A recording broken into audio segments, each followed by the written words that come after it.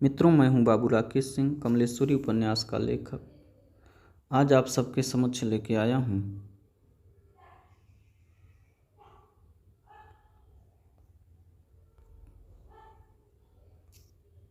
मुंशी प्रेमचंद की कहानी दारोगा जी।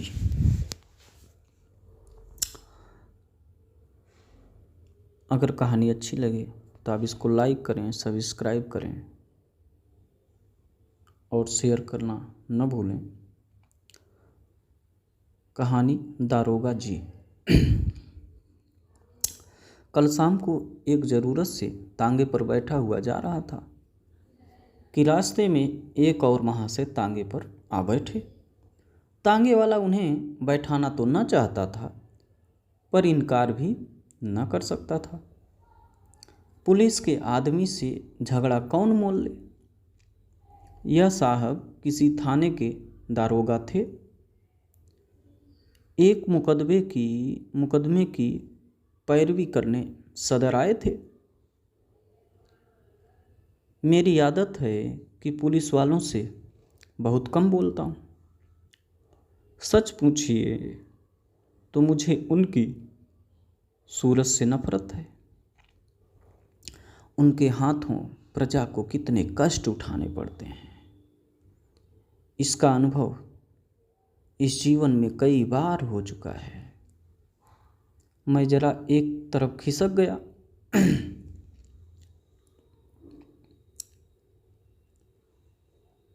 और मुंह फेर कर दूसरी ओर देखने लगा कि दारोगा जी बोले, जनाब, यह आम शिकायत है कि पुलिस वाले बहुत रिश्वत लेते हैं, लेकिन यह कोई नहीं देखता कि पुलिस वाले रिश्वत लेने के लिए कितने मजबूर किए जाते हैं। अगर पुलिस वाले रिश्वत लेना बंद कर दें तो मैं हलफ से कहता हूँ, ये जो बड़े बड़े ऊंची पगड़ियों वाले रईस नज़र आते हैं ना, सब के सब जेल खाने के अंदर बैठे दिखाई दें। अगर हर एक मामले का चालान करने लगें तो दुनिया पुलिस वालों को और भी बदनाम करे। आपको यकीन न आएगा जनाब, रुपए की थैलियां गले लगाई जाती हैं। हम 1000 इनकार करें, पर चारों तरफ से ऐसे दबाव पड़ते हैं कि लाचार होकर लेना ही पड़ता है। मैंने उपहास के भाव से कहा, जो काम रुपए लेकर किया जाता है वही काम बिना रुपए लिए भी तो किया जा सकता है। दारोगा जी हंसकर बोले, वह तो गुनाह बेलज्जत होगा बंदा परवर। पुलिस का आदमी इतना कट्टर देवता नहीं होता, और मेरा ख्याल है कि शायद कोई इंसान भी इतना बैलोस नहीं हो सकता। और सिंहों के लोगों को भी देखता हूँ, मुझे तो कोई देवता न मिला। मैं अभी इसका कुछ जवाब दे ही रहा था कि एक मियाँ साहब लंबी अचकन पहने, तुर्की टोपी लगाए, तांगे के सामने से निकले। दारोगा जी ने उन्हें देखते ही झुककर सलाम किया और शायद मिजाज शरीफ पूछना चाहते थे कि उस आदमी ने सलाम का जवाब गालियों से देना शुरू किया। जब तांगा कई कदम आगे निकल आया तो एक पत्थर लेकर तांगे से पीछे दौड़ा। तांगे वाले ने घोड़े को तेज किया। उस भले मानुस ने भी कदम तेज किए और पत्थर फेंका। मेरा सिर बाल बाल बच गया। उसने दूसरा पत्थर उठाया, वह हमारे सामने आकर गिरा। तीसरा पत्थर इतनी जोर से आया कि दारोगा जी के घुटने में बड़ी चोट आई, पर इतनी देर में तांगा इतनी दूर निकल आया था कि हम पत्थरों की मार से दूर हो गए थे। हाँ, गालियों की मार अभी तक जारी थी। जब तक वह आदमी आंखों से ओझल न हो गया, हम उसे एक हाथ में पत्थर उठाए गालियां बकते हुए देखते रहे। जब जरा चित्त शांत हुआ, मैंने दारोगा जी से पूछा, यह कौन आदमी है साहब? कोई पागल तो नहीं है? दारोगा जी ने घुटने को सहलाते हुए कहा, पागल नहीं है साहब, मेरा पुराना दुश्मन है।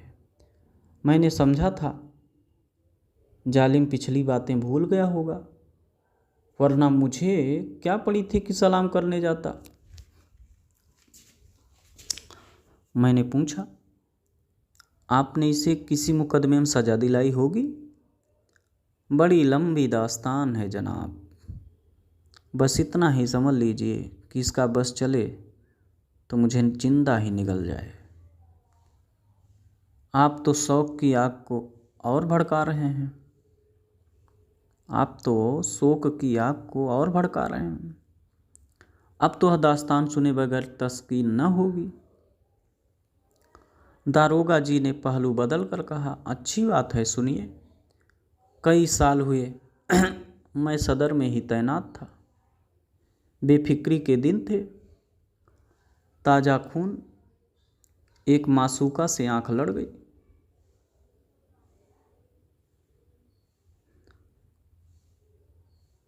एक मासूक से आंख लड़ गई।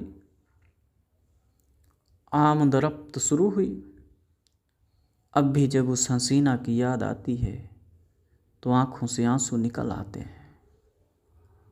बाजारू औरतों में इतनी हया, इतनी वफा, इतनी मुरव्वत मैंने नहीं देखी। 2 साल उसके साथ इतने लुत्फ से गुजरे कि आज भी उसकी याद करके रोता हूँ, मगर किस्से को बढ़ाऊंगा नहीं, वरना अधूरा ही रह जाएगा। मुख्तसर यह है कि 2 साल के बाद मेरे तबादले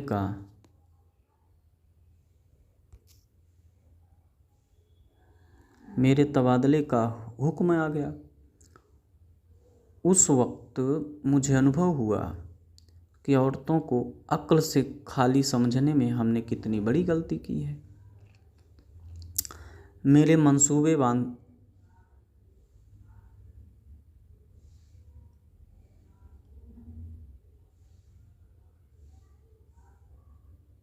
उस वक्त दिल को जितना सदमा पहुंचा, उसका जिक्र करने के लिए दफ्तर चाहिए। बस यही जी चाहता था कि इस्तीफ़ा दे दूं। उस हसीना ने यह खबर सुनी तो उसकी जान सी निकल गई। सफ़र की तैयारी के लिए मुझे 3 दिन मिले थे। ये 3 दिन हमने मंसूबे बांधने में काटे। उस वक्त मुझे अनुभव हुआ कि औरतों को अक्ल से खाली समझने में हमने कितनी बड़ी गलती की है। मेरे मंसूबे शेख चिल्ली के से होते थे। कलकत्ते भाग चलें, वहाँ कोई दुकान खोल दें या इसी तरह कोई दूसरी तजवीज़ करता, लेकिन वह यही जवाब देती कि अभी वहाँ जाकर अपना काम करो। जब मकान का बंदोबस्त हो जाए तो मुझे बुला लेना, मैं दौड़ी चली आऊँगी। आखिर जुदाई की घड़ी आई। मुझे मालूम होता था कि अब जान न बचेगी। गाड़ी का वक्त निकला जाता था और मैं उसके पास से उठने का नाम न लेता था, मगर मैं फिर किस्से को तूल देने लगा। खुलासा यह है कि मैं उसे 2-3 दिन में बुलाने का वादा करके रुखसत हुआ, पर अफसोस वे 2-3 दिन कभी न आए। पहले 10-5 दिन तो अफसरों से मिलने और इलाके की देखभाल में गुजरे। इसके बाद घर से खत आ गया कि तुम्हारी शादी तय हो गई, रुखसत लेकर चले आओ। शादी की खुशी में उस वफा की देवी की मुझे फिक्र न रही। शादी करके महीने भर बाद लौटा तो बीवी साथ थी। रही सही याद भी जाती रही।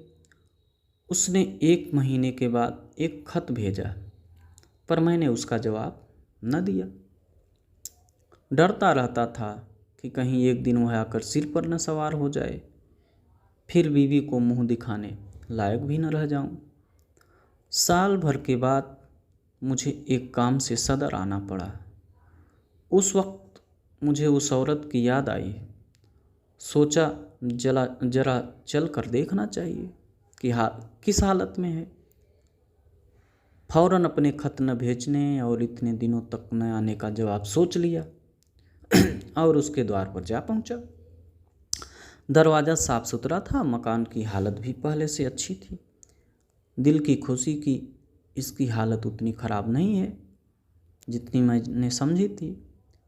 और क्यों ख़राब होने लगी? मुझ जैसे दुनिया में क्या और आदमी ही नहीं हैं? मैंने दरवाज़ा खटखटाया। अंदर से वह बंद था। आवाज़ आई, कौन है? मैंने कहा, वाह, इतनी जल्दी भूल गई, मैं हूँ, बशीर। कोई जवाब न मिला। आवाज़ उसी की थी, उसमें शक नहीं। फिर दरवाज़ा क्यों नहीं खोलती? ज़रूर मुझसे नाराज़ है। मैंने फिर किवाड़ खटखटाए और लगा अपनी मुसीबतों का किस्सा सुनाने। कोई 15 मिनट के बाद दरवाज़ा खुला। हसीना ने मुझे इशारे से अंदर बुलाया और चट किवाड़ बंद कर लिए। मैंने कहा, मैं तुमसे मुआफ़ी मांगने आया हूँ। यहाँ से जाकर मैं बड़ी मुश्किल में फंस गया।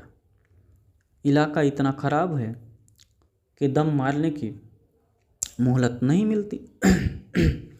हसीना ने मेरी तरफ न देखकर ज़मीन की तरफ ताकते हुए कहा, मुआफ़ी किस बात की? तुमसे मेरा निकाह तो हुआ न था। दिल कहीं और लग गया तो मेरी याद क्यों आती? मुझे तुमसे कोई शिकायत नहीं। जैसा और लोग करते हैं वैसा ही तुमने किया। यही क्या कम है कि इतने दिनों के बाद इधर आ तो गए। रहे तो खैरियत से। किसी तरह जिंदा हूँ। शायद जुदाई में घुलते घुलते यह तोन निकल आई है। खुदा झूठ न बुलवाए, तब से दूने हो गए। मैंने झेंपते हुए कहा, यह सब बलगम का फिसाद है। भला मोटा मैं क्या होता? उधर का पानी निहायत बलगमी है। तुमने तो मेरी याद ही भुला दी। उसने अब की मेरी ओर तेज निगाहों से देखा और बोली, खत का जवाब तक न दिया, उल्टे मुझी को इल्ज़ाम देते हो। मैं तुम्हें शुरू से बेवफा समझती थी और तुम वैसे ही निकले। बीवी लाए और मुझे खत तक न लिखा। मैंने ताज्जुब से पूछा, तुम्हें कैसे मालूम हुआ कि मेरी शादी हो गई? उसने रुखाई से कहा, यह पूछकर क्या करोगे? झूठ तो नहीं कहती। बेवफा बहुत देखे, लेकिन तुम सबसे बढ़कर निकले। तुम्हारी आवाज़ सुनकर जी में तो आया कि दुत्कार दूं, लेकिन यह सोचकर दरवाज़ा खोल दिया कि अपने दरवाजे पर किसी को क्या जलील करूं। मैंने कोट उतार कर खूंटी पर लटका दिया, जूते भी उतार डाले और चारपाई पर लेटकर बोला, लैला देखो, इतनी बेरहमी से पेश न आओ। मैं तो अपनी खताओं को खुद तस्लीम करता हूँ और इसीलिए अब तुमसे मुआफ़ी मांगने आया हूँ। ज़रा अपने नाजुक हाथों से एक पान तो खिला दो। सच कहना, तुम्हें मेरी याद काहे को आती होगी? कोई और यार मिल गया होगा। लैली पायदान खोलकर पान बनाने लगी कि एकाएक किसी ने किवाड़ खटखटाए। मैंने घबरा कर पूछा, यह कौन शैतान आ पहुंचा? हसीना ने होठों पर उंगली रखते हुए कहा, यह मेरे शौहर हैं। तुम्हारी तरफ से जब निराश हो गई तो मैंने इनके साथ निकाह कर लिया। मैंने त्योरियां चढ़ाकर कहा, तो तुमने मुझसे पहले ही क्यों न बता दिया? मैं उल्टे पांव लौट न जाता। यह नौबत क्यों आती? न जाने कब की यह कसर निकाली। मुझे क्या मालूम कि यह इतने जल्द आ पहुँचेंगे। रोज़ तो पहर रात गए आते थे। फिर तुम इतनी दूर से आए थे, तुम्हारी कुछ खातिर भी तो करनी थी। यह अच्छी खातिर की। बताओ अब मैं कहाँ जाऊँ कहाँ? मेरी समझ में खुद कुछ नहीं आ रहा है। या अल्लाह, किस अजाब में फंसी। इतने में उन साहब ने दरवाज़ा खटखटाया। ऐसा मालूम होता था कि किवाड़ तोड़ डालेगा। हसीना के चेहरे पर एक रंग आता था, एक रंग जाता था। बेचारी खड़ी काँप रही थी। बस जवान से यही निकलता था, या अल्लाह रहम कर। बाहर से आवाज़ आई, अरे तुम क्या सरे शाम से सो गई? अभी तो 8 भी नहीं बजे। कहीं सांप तो नहीं सूंघ गया? अल्लाह जानता है, अब और देर की तो किवाड़ चिरवा डालूंगा। मैंने गिड़गिड़ा कर कहा, खुदा के लिए मेरे छिपने की कोई जगह बताओ। पिछवाड़े कोई दरवाज़ा नहीं ना, संडास तो है, सबसे पहले वह वहीं जाएंगे। अच्छा, वह सामने कोठरी कैसी है? हाँ है तो, लेकिन कहीं कोठरी खोल कर देखा तो? क्या बहुत डबल आदमी है? तुम जैसे 2 को बगल में दबा ले। तो खोल दो कोठरी, वह ज्यों ही अंदर आएगा मैं दरवाज़ा खोल कर निकल भागूंगा। हसीना ने कोठरी खोल दी। मैं अंदर जा घुसा। दरवाज़ा फिर बंद हो गया। मुझे कोठरी में बंद करके हसीना ने जाकर सदर दरवाज़ा खोला और बोली, क्यों किवाड़ तोड़े डालते हो? आ तो रही हूँ। मैंने कोठरी के किवाड़ों के दराजों से देखा। आदमी क्या, पूरा देव था। अंदर आते ही बोला, तुम सरे शाम से सो गई थी? हाँ, जरा आंख लग गई थी। मुझे तो ऐसा मालूम हो रहा था कि तुम किसी से बातें कर रही हो। वहम की दवा तो लुकमान के पास भी नहीं। मैंने साफ सुना, कोई न कोई था जरूर। तुमने उसे कहीं छिपा रखा है। इन्हीं बातों पर तुमसे मेरा जी जलता है। सारा घर तो पड़ा है, देख क्यों नहीं लेते? देखूंगा तो मैं जरूर ही, लेकिन तुमसे सीधे सीधे पूछता हूँ, बतला दो कौन था? हसीना ने कुंजियों का गुच्छा फेंकते हुए कहा, और कोई था तो घर ही में न होगा। लो, सब जगह देखाओ, सुई तो है नहीं कि मैंने कहीं छिपा दी हो। वह शैतान इस चकमे में न आया, इन चकमों में न आया। शायद पहले भी ऐसा ही चरका खा चुका था। कुंजियों का गुच्छा उठाकर सबसे पहले मेरी कोठरी के द्वार पर आया और उसके ताले को खोलने की कोशिश करने लगा। गुच्छे में उस ताले की कुंजी न थी। बोला, इस कोठरी की कुंजी कहाँ है? हसीना ने बनावटी ताज्जुब से कहा, अरे तो क्या उसमें कोई छिपा बैठा है? वह तो लकड़ियों से भरी पड़ी है। तुम कुंजी दे दो ना। तुम भी कभी पागलों के से काम करने लगते हो। अंधेरे में कोई सांप बिच्छू निकल आए तो ना भैया, मैं उसकी चाबी न दूंगी। बला से सांप निकल आएगा, अच्छा ही हो निकल आए। इस बेहयाई की ज़िंदगी से तो मौत ही अच्छी। हसीना ने इधर उधर तलाश करके कहा, न जाने उसकी कुंजी कहाँ रख दी, ख्याल नहीं आता। इस कोठरी में तो मैंने और कभी ताला नहीं देखा। मैं तो रोज़ लगाती हूँ। शायद कभी लगाना भूल गई हूँ तो नहीं कह सकती। तो तुम कुंजी न दोगी? कहती तो हूँ, इस वक्त नहीं मिल रही है। कह देता हूँ, कच्चा ही खा जाऊँगा। अब तक तो मैं किसी तरह जब्त किए खड़ा रहा। बार बार अपने ऊपर गुस्सा आ रहा था कि यहाँ क्यों आया। न जाने यह शैतान कैसे पेश आए, कहीं तैस में आकर मार ही न डाले। मेरे हाथों में तो कोई छुरी भी नहीं। या खुदा, अब तू ही मालिक है। दम रोके हुए खड़ा था कि एक पल का भी मौका मिले तो निकल भागूं, लेकिन जब उस मरमूद ने किवाड़ों को जोर से धमकाना शुरू किया तब तो रूह ही फना हो गई। रूह मतलब आत्मा। इधर उधर निगाह डाली कि किसी कोने में छिपने की जगह है या नहीं। किवाड़ के दराजों से कुछ रोशनी आ रही थी। ऊपर जो निगाह उठाई तो एक मचान सा दिखाई दिया। डूबते को तिनके का सहारा मिल गया। उचक कर चाहता था कि ऊपर चढ़ जाऊं कि मचान पर एक आदमी को बैठे देखकर उस हालत में मेरे मुंह से चीख निकल गई। यह हजरत अचकन पहने, घड़ी लगाए, एक खूबसूरत साफा बांध उकड़ू बैठे हुए थे। अब मुझे मालूम हुआ कि मेरे लिए दरवाज़ा खोलने में हसीना ने इतनी देर क्यों की थी। अभी इनको देख ही रहा था कि दरवाजे पर मूसल की चोटें पड़ने लगीं।